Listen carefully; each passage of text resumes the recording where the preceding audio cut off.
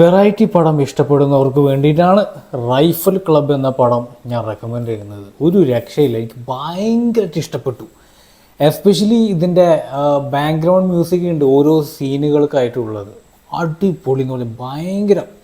എനിക്ക് ആകെ കൂടി ഒരു ഒറ്റ വിഷമം തോന്നിയത് ഈ സിനിമ ഞാൻ കണ്ടത് ഈ അടുത്തിടെയാണ്. 2024 ഇറങ്ങിയ ഈ സിനിമ ആക്ച്വലി കാണേണ്ടിയിരുന്നത് തിയേറ്ററിൻ്റെ ഉള്ളിൽ വെച്ചിട്ടായിരുന്നു. എന്താ എനിക്ക് ഏറ്റവും വിജയരാഘവൻ എന്ന നടൻ ട്രെയിലറിൽ കണ്ടപ്പോൾ തന്നെ ഓഫ് മൈ ഗോഡ്, ഇതെങ്ങനെ ഞാൻ മിസ്സാക്കി.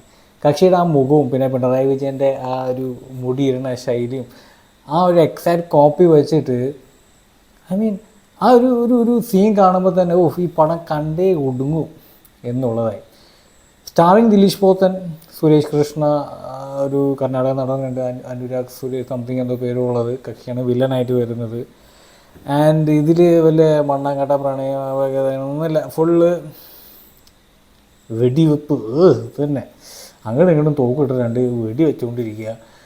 കഥാതീന്തു എന്ന് പറയുകയാണെങ്കിൽ ഒരു ആംസ് ഡീലർ, കാരണം ബാംഗ്ലൂരിൽ ബേസ് ചെയ്തുള്ള ഒരു ആംസ് ഡീലർ, അവരും നമ്മുടെ വയനാട്ടിലുള്ള ഒരു റൈഫിൾ ക്ലബ്ബുമായിട്ടുള്ള ഒരു ഏറ്റുമുട്ടൽ. അതാണ് സിനിമ. തുടക്കം മുതൽ അവസാനം അതൊക്കെ തന്നെയാണ് കാണിക്കുന്നത്. പക്ഷേ ഒരു ഒരു ഒരു ഗ്രിപ്പിംഗ് ഉണ്ട്. ലൈക്ക് നമുക്ക് ദേഷ്യം തോന്നുന്നത് സങ്കടം അങ്ങനെയൊന്നുമല്ല, ലൈക്ക് കണ്ടിരിക്കാം, ഭയങ്കരമായിട്ട് ഇഷ്ടമായി. And Hanuman Khan is also there. കക്ഷിക്ക് നല്ല റോൾ ഇതിൽ കൊടുത്തിട്ടുണ്ട്. വാണി വിശ്വനാഥ്, ഓരോ ആക്ടറിനും ഒരു ആക്ട്രസിനും അതിൻ്റേതായിട്ടുള്ള ഒരു പ്രസൻസ്, ഒരു റോൾ ഈ സിനിമയിൽ കൂടാതെ തുടക്കം മുതൽ അവസാനം വരെ കൂടുതൽ ജസ്റ്റിസ് കൊടുത്തിട്ടുണ്ട് ഈ സിനിമ കഥയ്ക്ക്. ബോക്സ് ഓഫീസിൽ അത്ര വലിയ പെർഫോമൻസ് ഒന്നും കാണിക്കാത്തൊരു പടമാണെങ്കിൽ കൂടിയിട്ടും ഇറ്റ്സ് അണ്ടർസ്റ്റാൻഡബിൾ.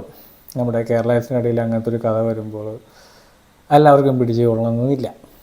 പക്ഷേ എന്നാലും പറയുകയാണ്, ഇതുപോലെ തന്നെയായിരുന്നു ബിഗ് ബി വന്നത്. തുടക്കത്തിൽ തിയേറ്ററിലൊക്കെ അങ്ങനെ സ്ലോ മോഷൻ ഒക്കെ വന്നു തുടങ്ങിയപ്പോൾ എന്തുകൊണ്ട് വടയാടായോ എന്ന് പറഞ്ഞാൽ എല്ലാവരും കളിയാക്കി. പിന്നീട് ഒരു 1.5 വർഷം കഴിഞ്ഞപ്പോൾ ഇതൊക്കെ തിയേറ്ററിൽ നിന്ന് ഇറങ്ങിയിരുന്നെങ്കിൽ ഇപ്പം തന്നെ പോയി കാണാമായിരുന്നു എന്നൊരു ഫീലായിരുന്നു ആ ഒരു പടത്തിന്. അതുപോലെ തന്നെ ഒന്നാണ് ഈ റൈഫിൾ ക്ലബ്ബ് എന്ന് പറയുന്ന സിനിമ. ഗൈസ്, നിങ്ങൾ ട്രെയിലർ ഒന്ന് കണ്ടു നോക്കുക, ഇതിൻ്റെ പാട്ടുകളൊന്ന് കണ്ടു നോക്കുക, നിങ്ങൾക്കും ഉള്ളിലൊരു ഇത് തോന്നും ഈ സിനിമ കാണണം എന്നുള്ളത്. ആൻഡ് എസ്പെഷ്യലി ആഷിഖ് കപൂറിൻ്റെ ഒരു സ്പെഷ്യൽ മാജിക് ഉണ്ട്. കക്ഷിയുടെ സിനിമകളിൽ എല്ലാത്തിലും ഒരു ആഷിഖ് കപൂർ മാജിക് ഉണ്ട്. ആ മാജിക് ഈ പടത്തിലും നിങ്ങൾക്ക് ഫീൽ ചെയ്യും.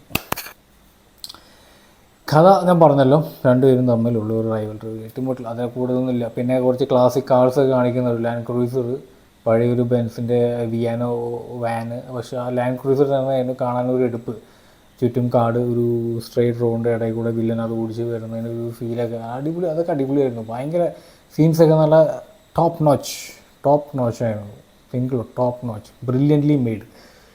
കൊറിയോഗ്രാഫി ഒരു രക്ഷയില്ല, ഭയങ്കരമായിട്ട് ഇഷ്ടപ്പെട്ടു. യെസ്, ഇതൊരു ബോക്സ് ഓഫീസ് ഫ്ലോപ്പായതിൽ നോ വണ്ടർ.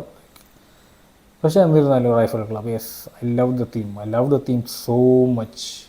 എസ്പെഷ്യലി എൻ്റെ ക്ലൈമാക്സ് ഒക്കെ കഴിഞ്ഞിട്ട് എല്ലാവരും കൂടി ഒരു ഒറ്റ ഫ്രെയിമിൽ വന്നിട്ട് വിജയരാഘവൻ പറയുന്നത് ഇത് പോരല്ലോ, ഒരു ഉണ്ടയും കൂടെ കാണണമല്ലോ എന്ന് പറഞ്ഞിട്ടൊരു ചെറിയൊരു ഉണ്ടായിട്ട് കയറ്റി വെക്കുന്നതും, പിന്നെ നെക്സ്റ്റ് ഫ്രെയിമിൽ ഒരു ഫോട്ടോ ക്ലിക്ക് വരുന്നതും, വാ വണ്ടർഫുൾ.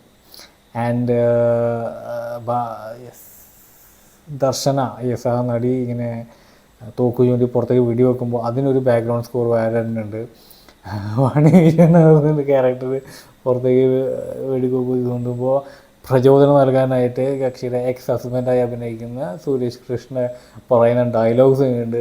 നീ ഒരു എന്താ പറയുക, ഭാര്യ എന്ന രീതിയിൽ തോറ്റാലും നീ ഈ ഒരു വെടി വെക്കുന്നതിൽ തോൽക്കരുതെന്നും പറഞ്ഞ് അങ്ങനത്തെ ഒരു ഡയലോഗ്, മോട്ടിവേഷൻ കൊടുക്കുന്ന ഡയലോഗുകൾ കൊള്ളാം. തുടക്കം മുതൽ അവസാനം വരെ വളരെയധികം എൻഗേജിങ് ആയിട്ട് തോന്നിയൊരു സിനിമയാണ്.